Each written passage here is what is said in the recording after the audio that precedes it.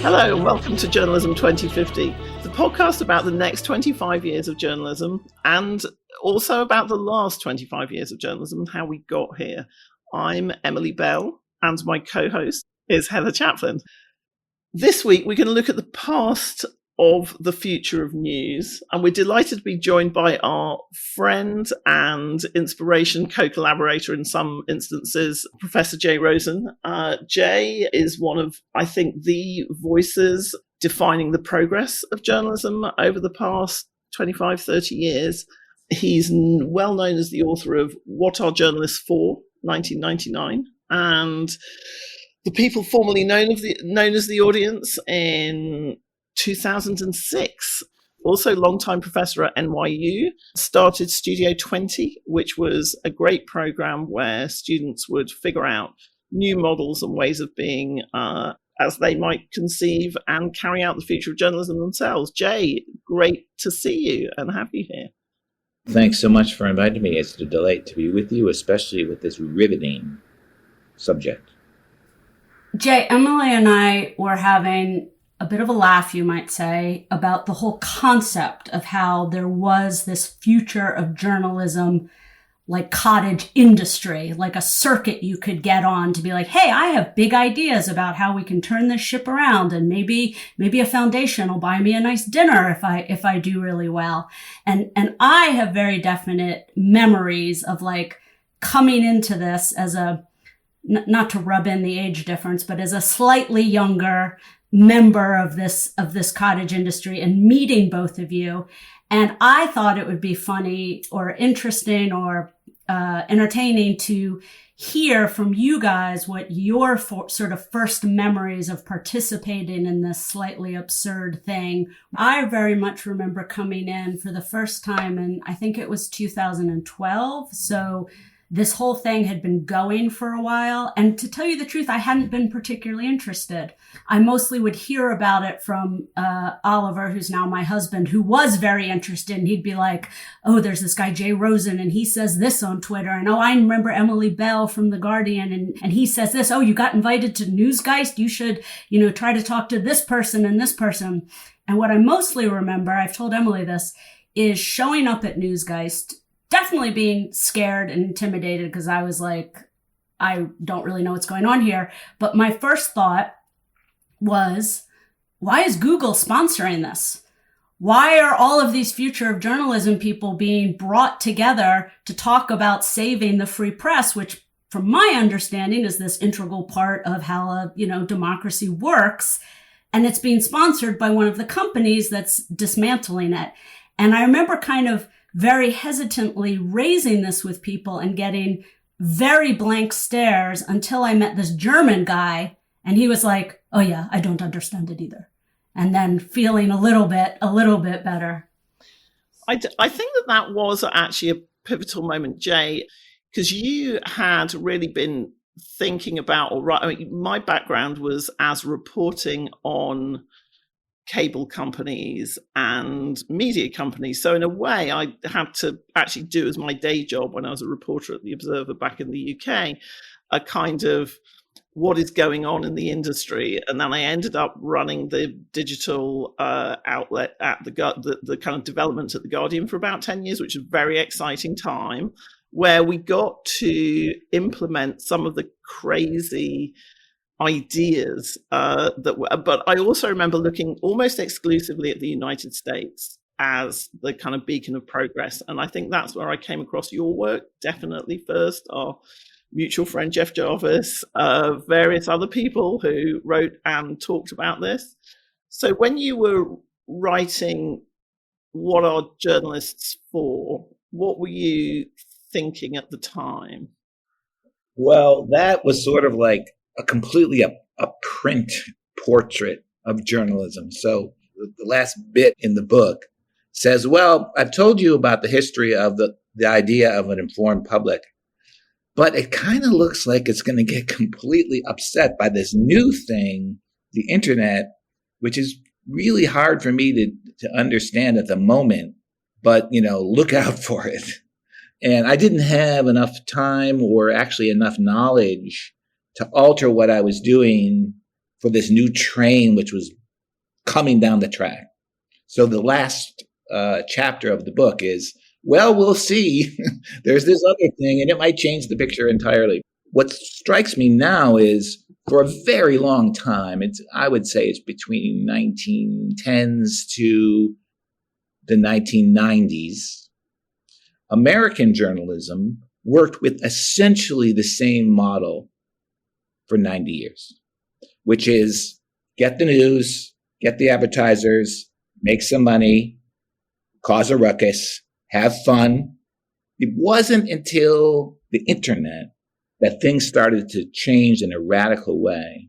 And for me, this begins with the humble figure of the blog, because the blog gives everyone a printing press in a way, and that truly is different. So at The Guardian, I remember the blog, and also we did these quaint things in 1999, I think the first one called newsletters that we put out. I don't know what happened to those things.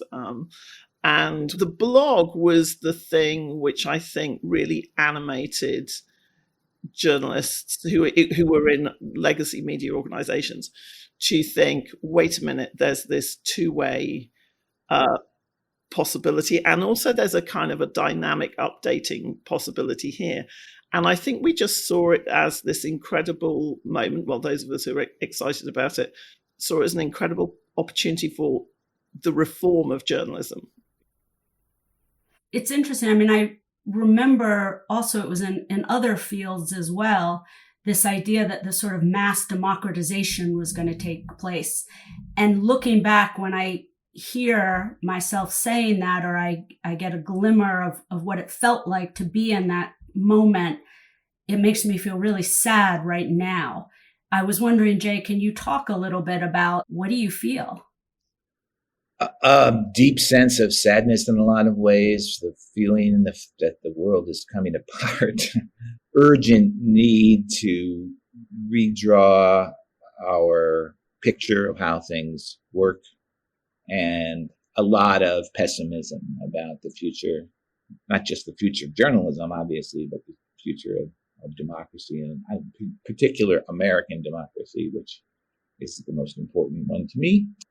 At the same time, there's another reaction I have, and that is my whole career has been about a single idea, which is journalism is improved when people outside the newsroom participate in it. And that, with all of its problems, is coming true. That's why we have to draw our attention as we discuss this subject to these moments when things repeat themselves, but on a higher plane. I think it's really interesting to describe some of them. Like 1999 is when the first blogging software comes on the market. And now, many decades later, it seems like we have Substack, which is basically blogging with more tech, with more flexibility, more linkage to revenue. There's some kind of cycle there, but we shouldn't get caught in assuming that it comes right back to where it was. I mean, it's almost hard today to convey to somebody who wasn't there the enthusiasm, the optimism, the sense that the world was genuinely going to be more interconnected and a free flow of ideas and more people getting to participate. So I'm going to jump the gun a little bit and ask, looking back, and this is for both of you, Emily and Jay, like going from that moment of like, oh my God, the blog, democratization of the flow of information to 2025, are there a few things that you can look back on and say, this is where things started to not pan out the way we thought it was going to pan out? Are there forks in the road that looking back, you realize we took the wrong road?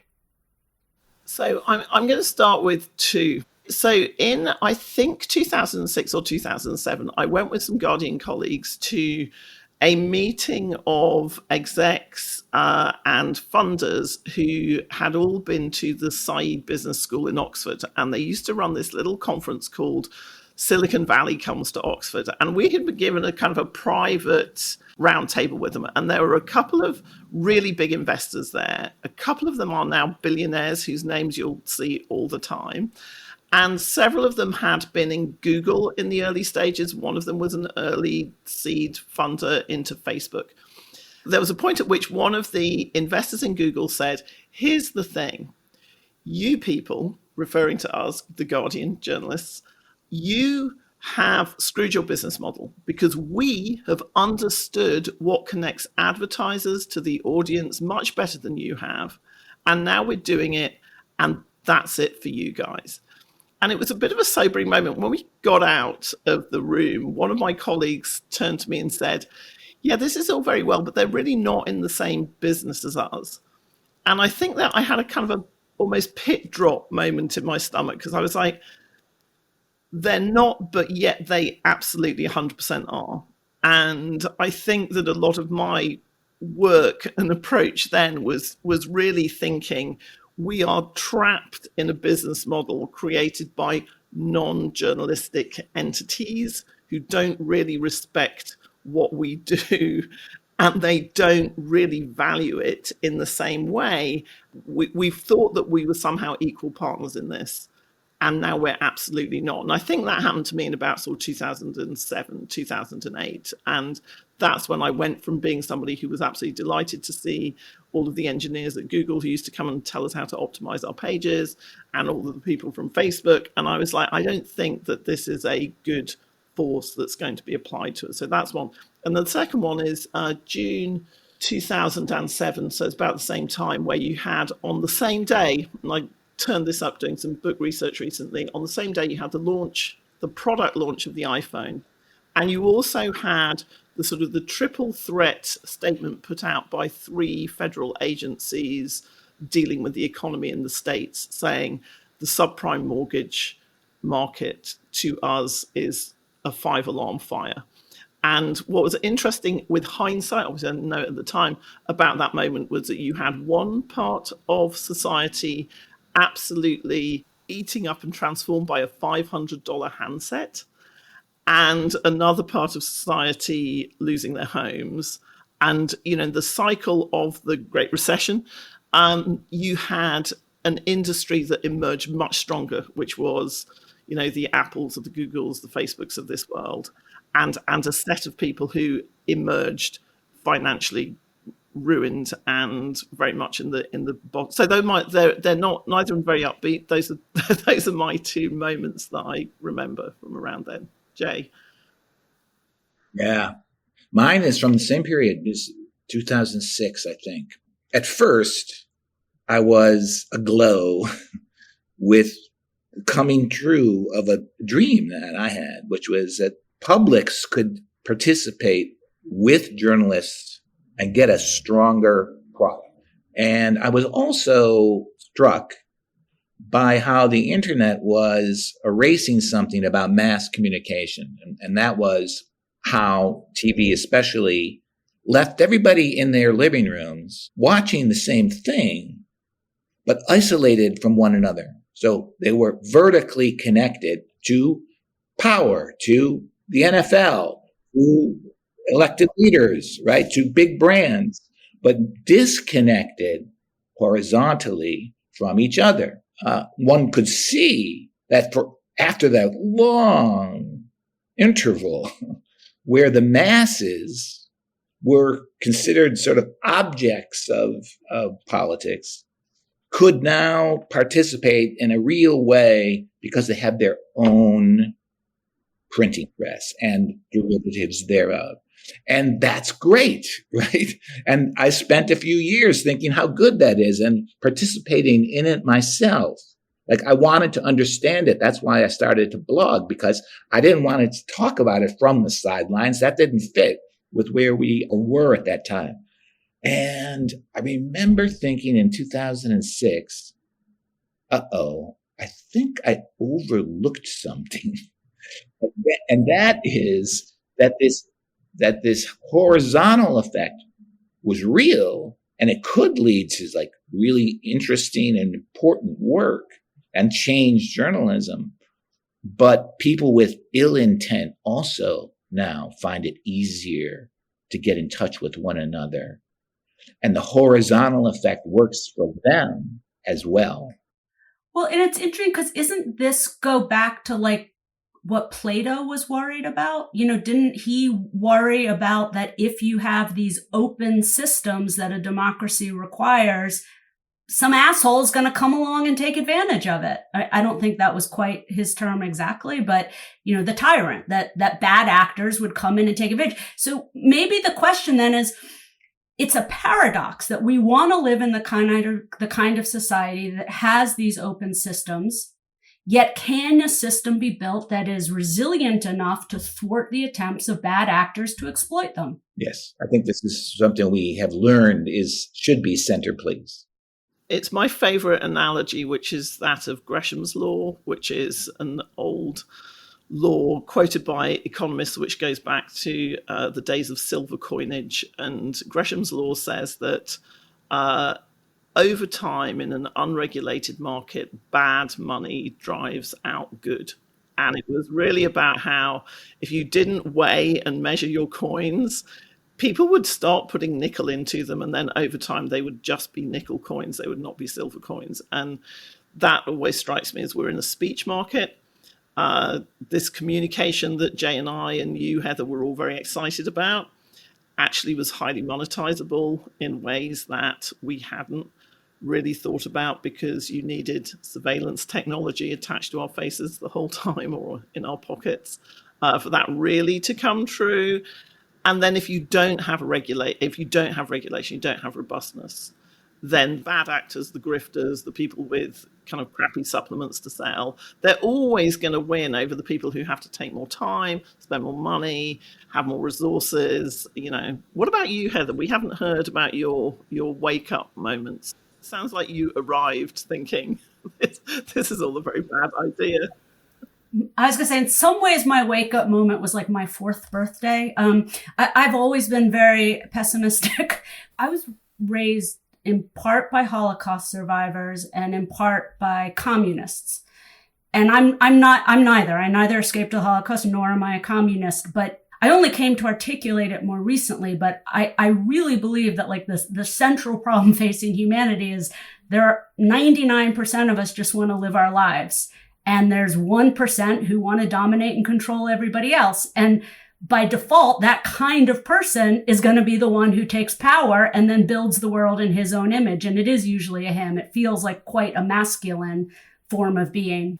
That's always something I'm thinking about, is like, how do you manage that? And it feels to me that the world, not perfectly, but had been basically moving in a pendulum swing away from that 1% or that 0.009% having power and beginning to share and give other people opportunities, and that we're in the middle of a vast pendulum swing back.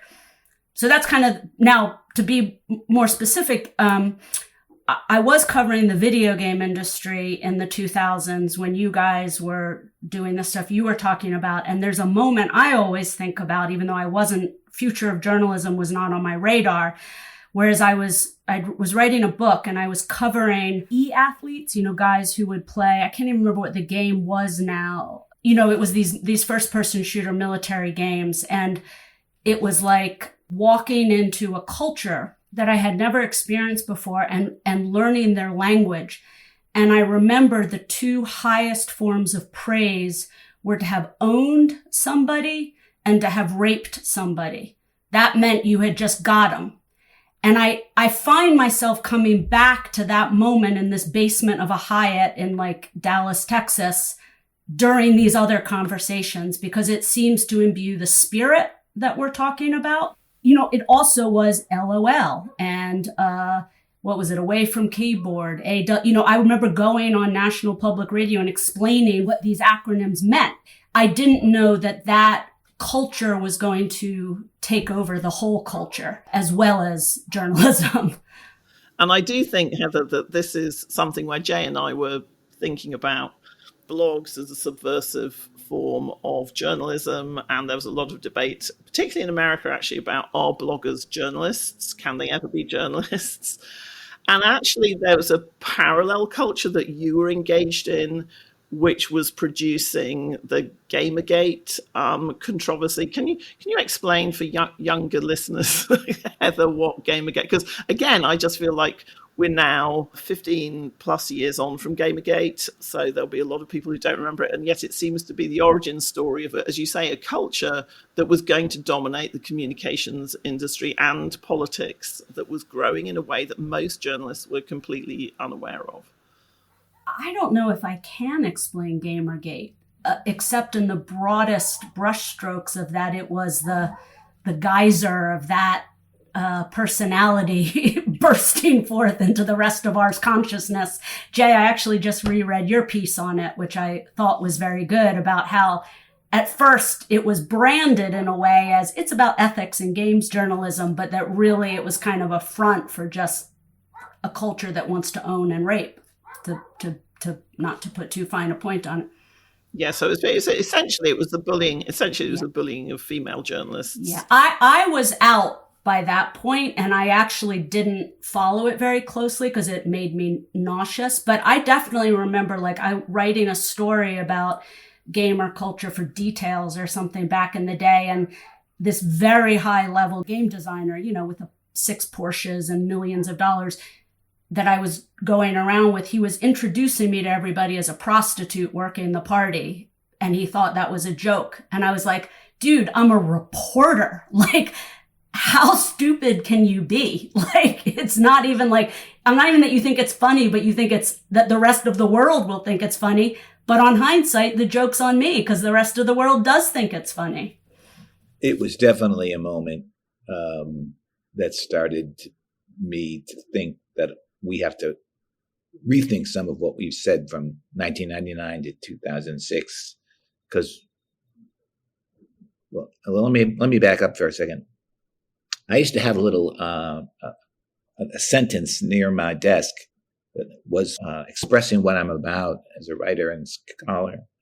And it was from Raymond Williams, where he says, there are no masses, there are only ways of seeing people as masses, which to me was like a motto to live up to.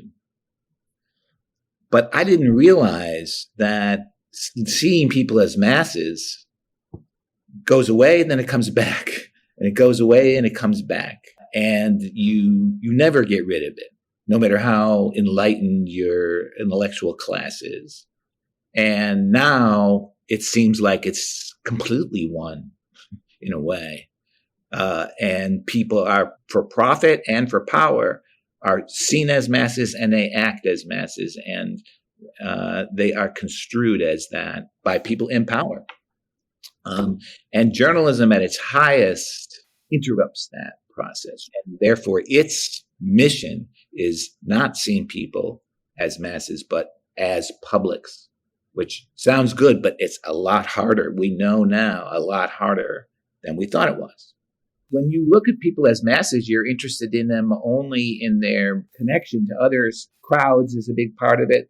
People who are seen that way are being treated by formulas, the way that the internet now discovers things and controls things by realizing what the masses are clicking on. That's what I mean by coming back. It comes back into a world changed by the technology that is going to re-release masses again. And then once you see highly educated people talking to each other about masses, you know you're in trouble. They're cooking up a way to see people as masses. As you were talking, Jay, I was actually thinking about AI, which is something that I have to think about all the time now. And that idea of the mass aggregation of knowledge into a piece of synthetic media, which may or may not be true, which then becomes the default option for everybody who has asked Google a certain question, or everybody who sees a particular type of video. And again, just the fact that it's a technology which is changing and challenging journalism right now, and its power lies in that aggregation of the whole of human knowledge and individualism, and the ironing out of any kind of nuance or difference, and the representing it as something which only really works when it becomes, I hate the word viral, but when it becomes something that, everybody is looking for, that one. And and it's been designed this way, it's been released this way. It's not something that there's, it feels as though we've actually kind of come to the point where there's a flattening of creativity rather than a burst of creativity. The visual language of it is very similar, and it's dictated by the platforms. The answers that it renders are uniform and close the semantic gap. And again, I don't want to be too pessimistic, because I'm sure there are a million uses for AI. But your point, I think, Jay, is so well made. We think about these things as individual empowerment, but the path has been to this incredible concentration, not just of power, but of knowledge and perception and creativity, which means that individuals have to really work against that system in some way, which is something which I think, in journalism and teaching journalism, we're at a really interesting point, because I think we can inspire students and we can have people out there doing really great work. But the idea that it would be part of a mass system, that to me feels very difficult to imagine how that's going to work in the next 5 to 10 years. I don't know what you both think about that. Yeah, I'm pessimistic, maybe because I'm coming to the end of my own career. When I hear people talking about AI, I find myself these days wanting to say, what are we talking about? But I don't mean to always pull back or evade. I honestly feel like I don't know what we're talking about. Like, what do we mean? Like, honestly, Emily, when you talk about AI, do you talk about this most recent machine learning, the jobs getting taken? Are we talking about all artificial intelligence? Like, what's the thing that we're talking about?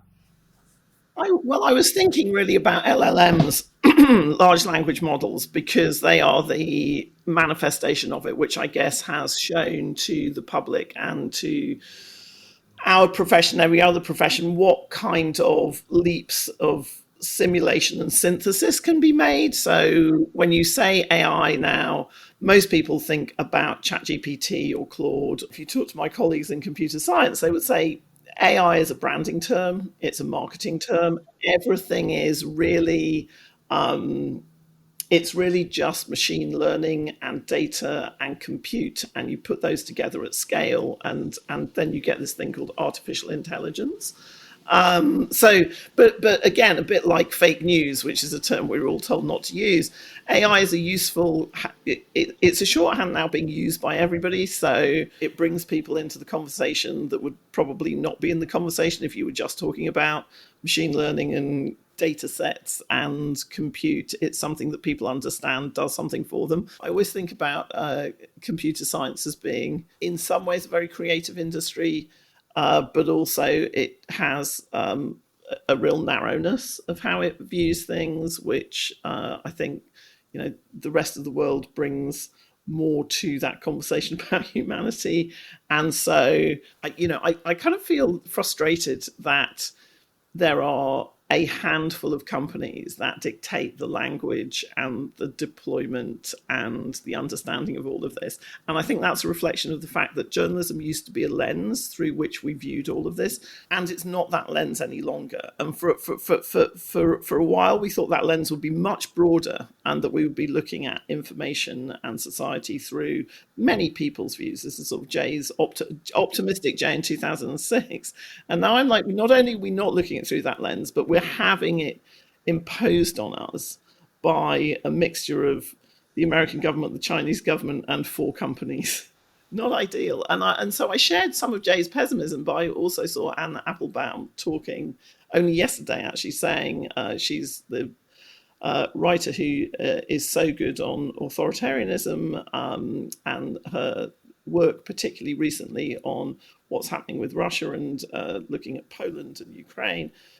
Anne Applebaum was saying pessimism is just something, it's something we've heard before, which is a luxury that we can't afford. Pessimism is a luxury good, because if you're just going, there's nothing we can do, that's not good enough. And that actually wants to bring me back to something we sort of started before, that, okay, so we're with Jay. It's 2000. He's starting to blog. The future looks bright. What happened between then and now? Was Jay just a hopelessly naive guy roaming the streets, or did things happen that we couldn't have foreseen? Should we have foreseen? What happened? And I'm saying this because moving forward, we need to understand our mistakes so that we don't remake them. What are the three things that happened between 2000 and 2025 that, had we handled them differently, we might be in a different place? I'll give you one of them. I consider 1995 to be the beginning of this question you're asking. 94 or 95, maybe 96, when all the major news providers started to have just digital editions. But almost all of them, if not all of them, proceeded in the same way, which is reuse of the work that they had already published through print media. Take that, put it online, give it a headline. Now you've got a digital product. And that was a mistake. In one sense, it was totally understandable in another. You've already paid all the cost for this content. Now you have a new place you could post it. Maybe you could get a little ad revenue. That's like icing on the cake. Makes sense, right?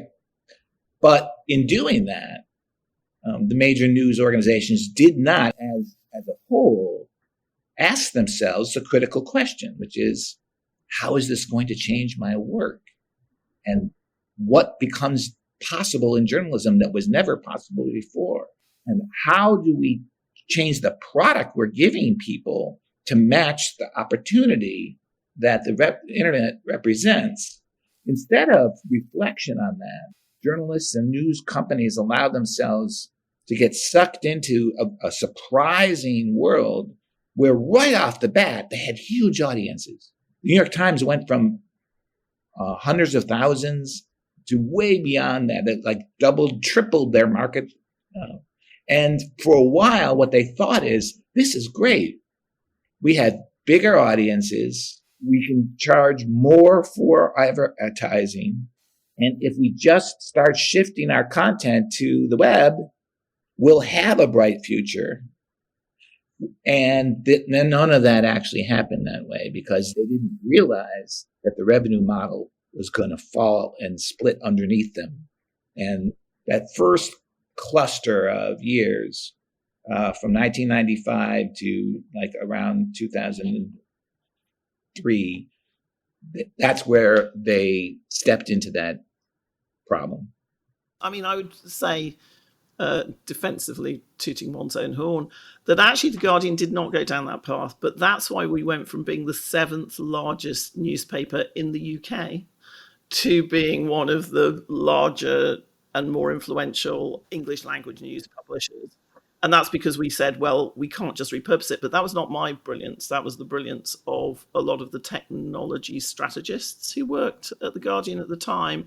And I think that they kept pushing and saying, this is a completely different form, and we have to be of the web, not just on the web. That was kind of our mantra, of the web. And again, but there was a lot of naivety, I think, baked into that. And we made money. I mean, there's always strange accounting in news companies, but we certainly saw higher revenues in 2005, 2006, and then they started to curl over a little bit. That's when the Google executive in the boardroom in Oxford going, you people have fundamentally misunderstood what this model is about, really hit home. Jerry, are you essentially saying it was a failure of imagination was the first big mistake? Because I mostly remember getting yelled at, but that might be a little bit hyperbolic, but being met with very heated resistance to use of the word product. Because I only came in 2013, but that was kind of my whole shtick, is like, we need to be developing products that people who understand news as something they get from the web, that they will want to consume. And I'm sympathetic to those guys' hostility, because product is business speak, but they also were wrong. Yeah, that is true. The number of defensive replies were a big part of my blogging in that interval of 99 to 2006 or so. You had you could do a really amusing history there of the curmudgeon, the newsroom curmudgeon is a figure that appears in newsroom after newsroom. It's the impulse to dismiss all these new things that are happening as completely unimportant because the world is full of people who hype what they're doing and most of it doesn't matter. And I've seen everything, like this idea that we've seen everything. That whole culture, I mean, it is a culture. It spans different newsrooms, was a product of the stability of the environment for publishing news, as I said earlier today, over almost 90 years, right? Because that's the only way you could have this confidence that every new thing that came on was not going to amount to anything, really, because the world is sort of the same and we do our work and it's the same. And so a succession of terms and dismissals like citizen journalism, we don't have citizen dentistry, and it's for good reason, right? These are the kinds of things I was writing about in those years, trying to say to people, look, that's really stupid. Like just your blanket statements are hurting you, and let's calm it down a little bit. But eventually, we don't talk about those guys anymore because they're all gone from the newsroom. So Jay, you said there was a second part to this. So you said the first part in terms of that change or that turning. I covered regulation as a journalist in the 90s and became very interested in broadcast regulation and actually sort of technological regulation, handing out of licenses to people who would dig up the roads and put in fiber cable. And then we had obviously I was not aware of it at the time, but you had the Communications Decency Act of 1996 and the 23 words that changed the internet, which basically gave broad liability protection to anyone who was running a platform. And, we can dip right back into Reagan era, getting rid of the fairness doctrine, which I know is your big thing, Heather. And there has to be an accountability, and this is not just of one political stripe. It is right the way across the board of saying, this moment deserves no regulation. These people are the smartest people in the world. We want these companies that can do no wrong because they're giving connectivity to everybody to essentially be allowed to grow in a way that we've never had communications technologies grow before, right? Because there's always been a moment, whether it was after the radio hams in the early 20th century, you then had the BBC, which is, we're not going to have that anymore. We're going to license anyone who touches the spectrum has to have a license. You had that. Then you had broadcast come in, and it was like even more regulation. It was like you can't operate something that goes into somebody's home without actually being licensed. And then it was like, well, this is everywhere. It's the ether. There needs to be no, these are just carriage companies. And so to me, there was also just a catastrophic failure of imagination, or possibly just a willful ignorance of governments and regulators saying, we don't really need to touch this stuff. Well, so they were, the Telecommunications Act of 1996, like Rupert Murdoch was lobbying very hard. He wanted to own TV stations and newspapers, and that was Clinton, and Obama kept the deregulation going. But it's interesting because those are things that happened before this period that we set up for Jay, the 1999 to 2025. So are we saying that the seeds to our destruction were already in place and it was inevitable, or did more things happen in the last 25 years where we could have perhaps halted? We could have done more regulation earlier, I guess. Not to be at all reflective in the last 25 years. To think that there was no regulation post 1996 now seems absolutely astonishing to me. But I do think allowing in the last 15 years, the platform companies that are intrinsically do not care about journalism and don't really care about informing communities, and we can now see that very plainly. And some of us would suspected it a long time ago, and now it has fully revealed itself.